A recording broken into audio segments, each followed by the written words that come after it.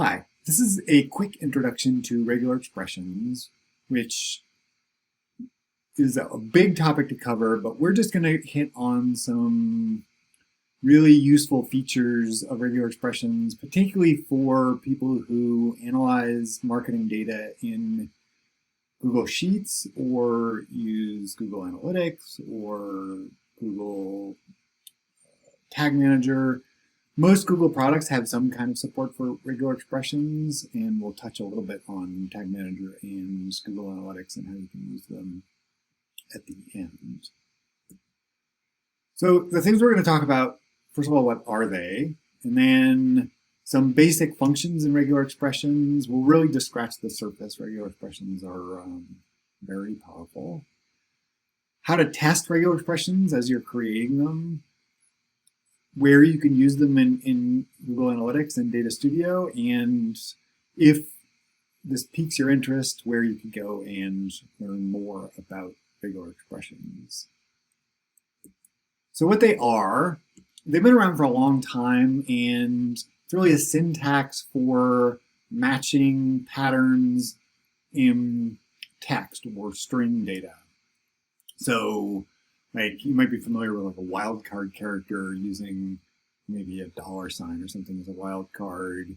Well, regular expressions are like that on steroids. You can really just be super specific about like I want to look for this specific pattern within a string. If you've seen them, they also make no sense at all when you look at them. Until you start to understand what's going on. So, I mean, that could be true of most coding, but it's especially true of regular expressions. If you pay attention, and if I do my job well, this regular expression here up on the screen might start to make sense to you by the time we are done. Okay, so the first thing I want to get into is I'm going to walk through some examples of regular expressions. And before I do that, there's a function in Google Sheets that I want to introduce you to if you're not familiar with it, IfError.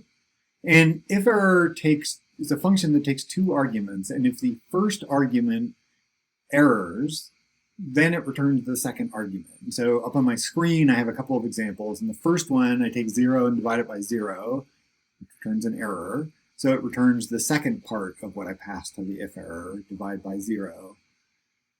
In my second example, I have this long string, and I say, well, first of all, I say not an error, and then my second argument is you will never see this message since the first argument is not an error. And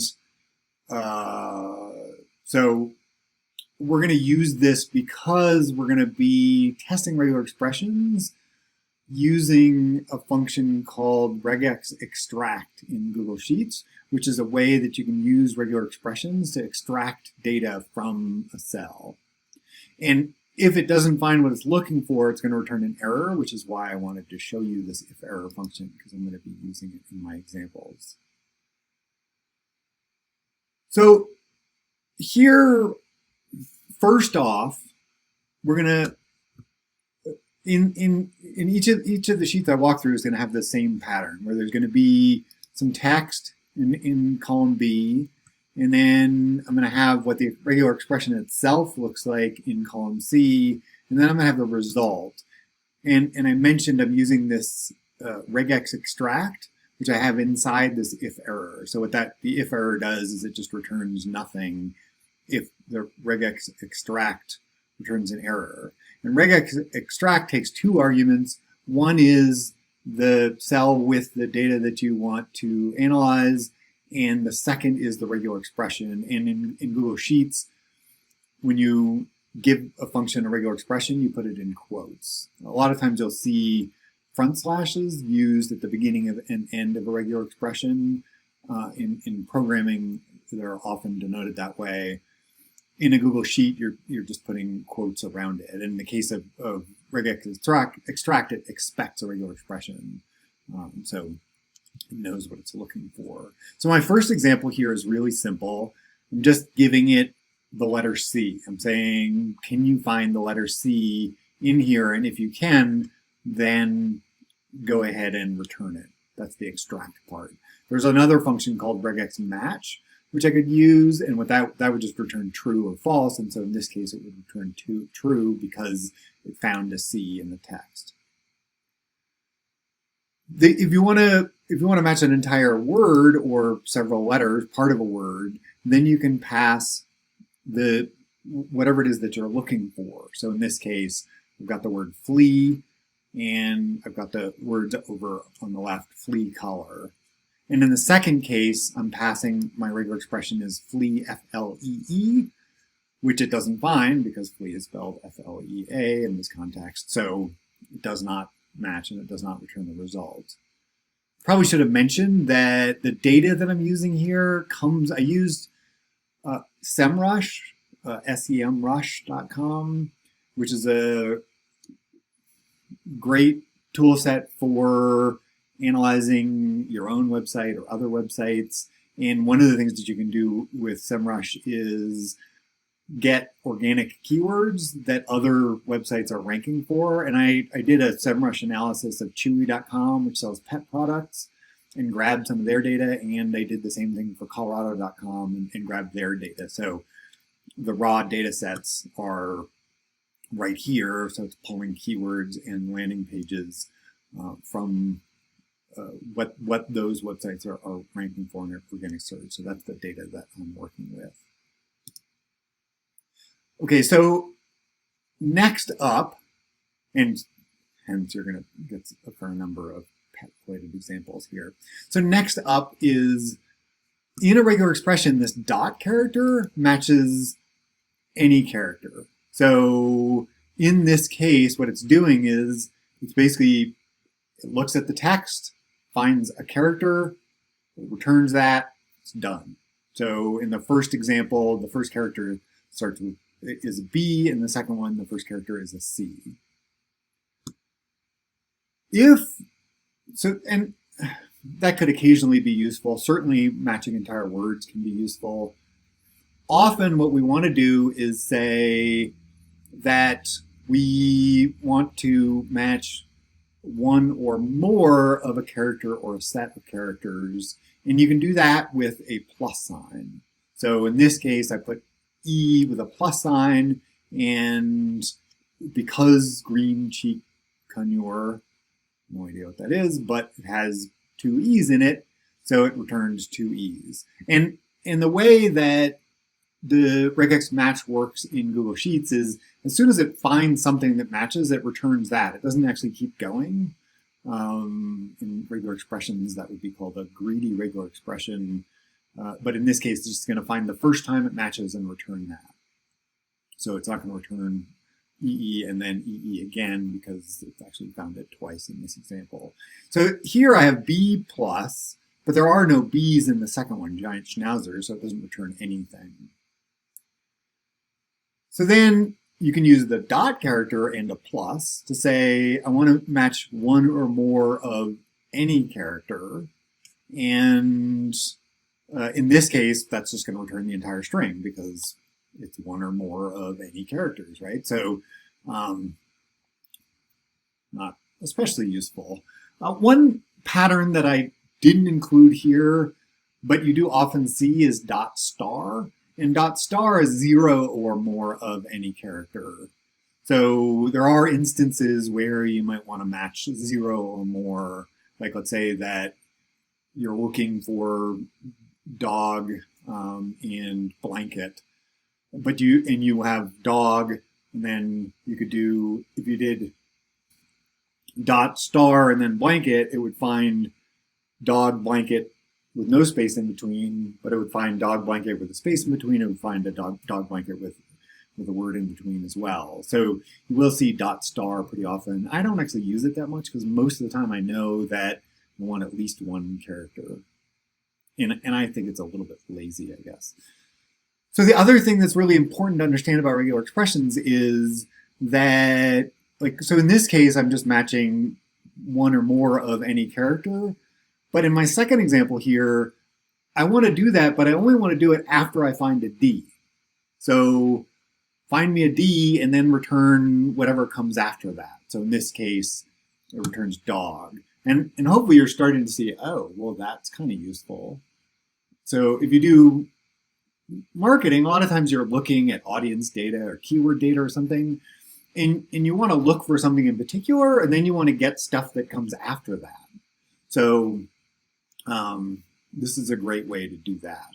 One thing that I could do here is if I put in my regular expression, if I put a space after that, well, now it doesn't return anything because there isn't a space here. But then if I put, let's see, Pomeranian dog, I don't know why there'd be a different blanket for Pomeranians. But so in this case, what it did is, because I put a space after the regular expression, and so if I want to be proper about it, I should put this in here. So now what it's doing is it's saying, find me a D, and then any character up until a space character, and then return what you found. And so in this case, that would be dog. Okay, so those are our individual characters. Hopefully you're still with me. Now we get into where regular expressions get super powerful. Okay, so now we've looked at matching individual characters. Now we're going to look at matching sets of characters, and this is where regular expressions become really powerful. So if you put square brackets around characters, what you're telling the regular expression is to match any of the characters inside the square brackets. So in this case, I have A, B, and C. So it's just saying, find a match for A, B, or C, and return it. And there's no A, there's no B, but there is a C, so it returns the C. Then what I can do is I can say, okay, now find me anything between A and Z, and that hyphen means from A to Z. And regular expressions know that the alphabet goes from A to Z, so that means finds A, B, C, D, E, and so on. If I wanted to match capital letters, I could do capital A to capital Z. So for example, if I throw, make this a capital here, well, now it finds the L because these are lowercase, but if I change this to capital A, capital Z, so, but I have to change the regular expression itself. That's just me showing you what's in there. Okay, so now it returned to F. So I'm going to undo those changes. Then the other thing you can do is you can put the plus sign, or you could do this star for 0 or more, but in this case the plus sign to say match one or more of these characters. And so I'm saying match one or more of the characters from A to Z. So what it does is it goes up until it finds a space, which isn't in the set, and then it stops there and it returns the first word. Then, I don't know, I find this is where regular expressions can get really weird to look at, I think. But inside your set, you can actually start throwing a bunch of stuff in there. So you can say, like in this case, I have the example of A to Z, so it returns the first word. In the second example, it's not obvious, but I actually put a space in there. So now it's saying match one or more of the letters A to Z and a space. So now it's coming up with everything except for when we get to numbers where it stops. And then in the next one, I'm saying A to Z, 0 to 9, space, and then the plus, which is saying match one or more of all lowercase letters, all numbers, and spaces. And so in this case, it just matches the whole thing. And then the last one is just match 0 to 9 plus one or more of those characters, and then it returns the 26, and then it stops there because I didn't put a space in there. So, I mean, hopefully you're still with me, and if you look at this, like a few minutes ago, that would have looked totally weird to you. And hopefully, I mean, it probably still looks a little weird, but you're starting to understand kind of, oh, all right, I get it. This is just It's just a syntax. Like I need to learn how it works, but it's not just, it isn't in fact a cat walking on a keyboard. So the last example I wanted to give you here is like what we'll often do when we're doing analysis, especially with keywords, is we might have a stem that we're interested in. So in this case, if I'm looking at the chewy.com data, maybe I'm interested in all sort of oodle varieties, so actual poodles, but also in this case, I'm using this find me the letters from A to Z, one or more of those, and then up to oodle. So find me any words that end in oodle is more or less what this is doing. And so it found in this list of keywords, schnoodle, poodle, doodle, and poodle. So pretty cool, right? Like you can see how that's like really, really helpful from a keyword analysis standpoint. Okay, now another really helpful regular expression thing you can do, and this might be the one that you end up using the most when especially in Google Analytics, is the or character. So putting a pipe in a regular expression, the vertical line that's above the front slash. A pipe means look for this or that. And so in this case, I'm saying return either, if you find either ski or snowboard, return that from the words. And this is from the Colorado.com data set, not the Chewy data set. So what I want to do here is I'm just like, I'm curious, like and this is organic search traffic. So of organic search traffic, how much of it has either ski or snowboard in it? And this is not exactly representative. I pulled a disproportionate number of words that had ski or snowboard just for the example. So it's returning and just saying, okay, this one has ski, this one has snowboard, this one has neither. And I could use that to sort of understand like what proportion of people coming to Colorado.com came there because they're interested in skiing or snowboarding. So you can see how powerful that is.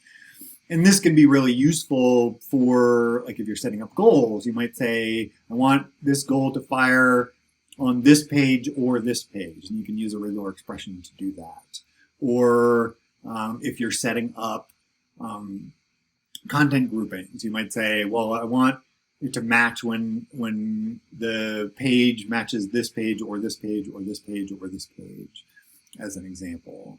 And if you're just like, all right, I was curious about regular expressions, but this is super annoying, and you just take away one thing, or you can solve most of your problems, in my experience, in Google Analytics and in Tag Manager by just doing a bunch of ors. It's not the most elegant way to do it, but you can definitely get a lot of things done that way. So we've talked through some of these characters, but so what if, I use the example that hyphen has meaning. So what if I want to match a hyphen character? Well, if I'm putting, so in this case, if I'm putting a hyphen in a set, but the hyphen has meaning in a set, then I need to use the escape character, which is the front slash. And so in this case, if I want to pull this is the category and the product ID out of, well, I'm assuming that actually, I don't know that for sure, but the category and the product ID, then I can escape. So I'm saying I want to extract if there's dog and then a hyphen and then followed by some number of numbers, right? And so I want to return cases where the category is dog and then the product ID with a hyphen. And there's a list of escape characters here. Maybe this is a good time to mention a super useful tool. This regexer, REGEXR.com, is a great place to go and play around with regular expressions and test them out. So what I can do in regexer is I could take this URL and I can paste this into here, and then I could just start playing around with what are the things that I want to try to match. So up here, get rid of this. So I've got dog, and actually, I believe technically that the hyphen does not need to be escaped if it's outside of a capture group.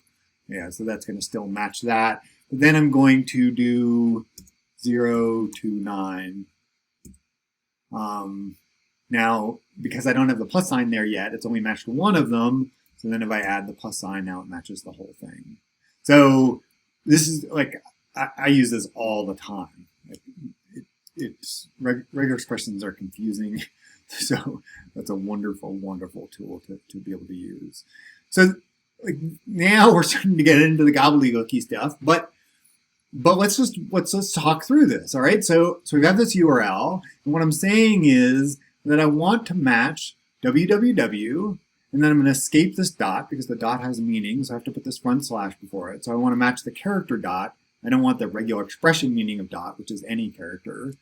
And then the letters A to Z or numbers 0 to 9. So that's a set. So I want to match any of those things. And then there's a plus sign. So I want one or more because we're looking for domain names here. So you can't have a domain name which is nothing. And then I have the escape character and then a dot and then com. So what this will do is this will actually pull out any domain name. It has to start in www and end in com, but it'll pull out any domain name, in this case pulling chewy.com from the URL. But you can imagine if you have a bunch of different URLs, say from referring domains or something like that, well, and you want to extract just the domain portion out of it because you have the full URL from the refers, this is a great way to do that. So now this one looks weird, but it's actually a little simpler than the last one. In this case, what I'm doing is I put an escape on the colon, which I think technically I did not need, so I could get rid of that. And then I have escapes on the slashes because those have meaning. And then I have an or, because what I want to do is I just want to look for, of my list of URLs, which ones are HTTP and which ones are HTTPS. So I just want to pull that out. So that's where that or comes in handy. And I strongly recommend escaping, knowing what to escape and when to escape, again, using regexer to just try things out. But they also have a great reference on the left-hand side. So here they list out escape characters and a little bit of explanation about what they mean and how to use them. Okay, so then the beginning and end of strings, this can be really useful, and I have a good real example of this, and this is something that I've run into. So in this case, in the first example, so let's say I'm analyzing this data from Colorado.com, and I want to know when people use CO because they're searching for something in Colorado. So the first thing I do is I just create a regular expression, just look for CO. Well, it finds it in the case of condominium because the letter CO exists in condominium. I'm like, oh, well, I don't want to do that. What could I do? Well, so this caret character, the little up arrow thing, which exists on your keyboard up above the 6, the number 6, that means the beginning. So I want to find at the beginning of a string, I want to find this. So stepping through, what I'm saying here is return CO if you find it at the beginning followed by a space. So that would prevent the case above.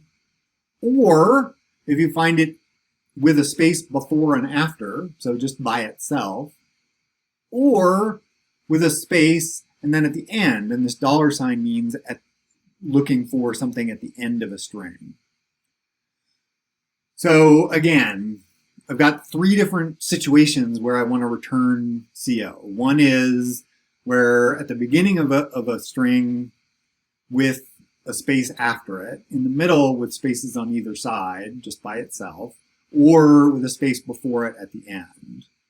And then I use the same thing, and we have the Thunder Mountain condominium, and it doesn't return anything. But in my other examples with CO at the beginning, in the middle, and at the end, it did what I wanted it to do. The last thing I want to touch on, and this may be the most useful and powerful thing with regards to the regular expression functions, especially regex_extract in Google Sheets, is the using parentheses to denote a capture group. So when I use regular parentheses, what I'm saying is I want to capture this part of my regular expression. And this is actually a really common thing. I use this a ton for data analysis. Why it's so much more useful is that a lot of times you know the sort of the stuff that you're looking for before and after the thing that you're looking for. So you know the patterns that the thing you want are surrounded by. Like this would be true for IDs, pulling IDs from URL, for example, is a pretty common circumstance where I want to do that. Pulling country codes out of the URL or something like that. So there are a lot of circumstances where I know what I'm looking for based on what's around it. So in this case, I put the parenthesis around the piece that I want to capture, and then I've got the things around it that I'm looking for. I'm just going to make this a little bit bigger, and we're going to step through this one. Okay. So we're going to look at this regular expression. So what is it saying? I've got the escape character here for the dot because I don't want to match any character, which is what a dot means in regular expressions. I want to match an actual dot, com, and then I want to match the slash, but I'm escaping that because that also has meaning. So I've got the front slash and then the backslash. Now I've got my captured group. So I start with the parenthesis and then the square bracket, the letters A through Z, and then an escape character for the dash because I want to pull out because they're using dashes to separate words because you can't have a space in a URL. So I do want to match that character. And then I've got the close of my group and then the plus to say one or more of these. Now that's the end of my capture group. So I do my close parenthesis, then followed by a slash. So up until I find a slash, I want to return what's in there. And you can see what it's done is it's fished out what are essentially the categories of content from the Colorado.com website. See how useful that is? Like this is actually something you could do for creating content groupings in Google Analytics, is you can do something exactly like this to say, this is what I want, like I want to match this. And so my content groupings would be all content under cities and towns, under activities, under articles, and break it out that way. I don't expect that to have all sunk in. I will share this sheet so you can make a copy of it with the sample data so you can play around with that and see the formulas and just test them out. And then again, going to the regexer.com is a really helpful way to play around and really familiarize yourself with how they work. I want to wrap things up here, but I will. So when you're creating triggers in Tag Manager, one of the things that you can do is do a page view, and you can use, I want to say, some page views, and then I can do matches regex. So I could say, I could use a regular expression here to just say pages like this. So that might be something that would be useful on like product pages or something like that, where you know kind of what's the pattern of a product page, but it's not just one product page that you want to match. In Google Analytics, examples would be I mentioned content groupings. So if we, taking a little bit of time, but so we could create content groupings using regular expressions. We can use regular expressions when we're setting up goals. We can use regular expressions for custom channel groupings. Basically, anytime we're defining groups of things, we can use regular expressions to match. We can also use them for matching events when we're setting up goals. So there's a bunch of different ways that you can use them. And then the thing that I'll end on is this. This was a fast overview of regular expressions. This regex1 is a great place to learn in a more step-by-step way, kind of learn about regular expressions. And there's a ton of like super powerful stuff that I didn't go into. The things that I showed you for the work that I do, those are the things that I use most in, especially when I'm analyzing data in Google Sheets, but also just to handle, like I said, like just that OR is like one of the most useful things ever for setting things up in Google Analytics. Is there's a lot of circumstances where you want a goal to fire when this or this happens, for example. Hope that's helpful. I'll share a link to the sheet. You'll need to create a copy to work with it, and let me know if you want to talk more about regular expressions.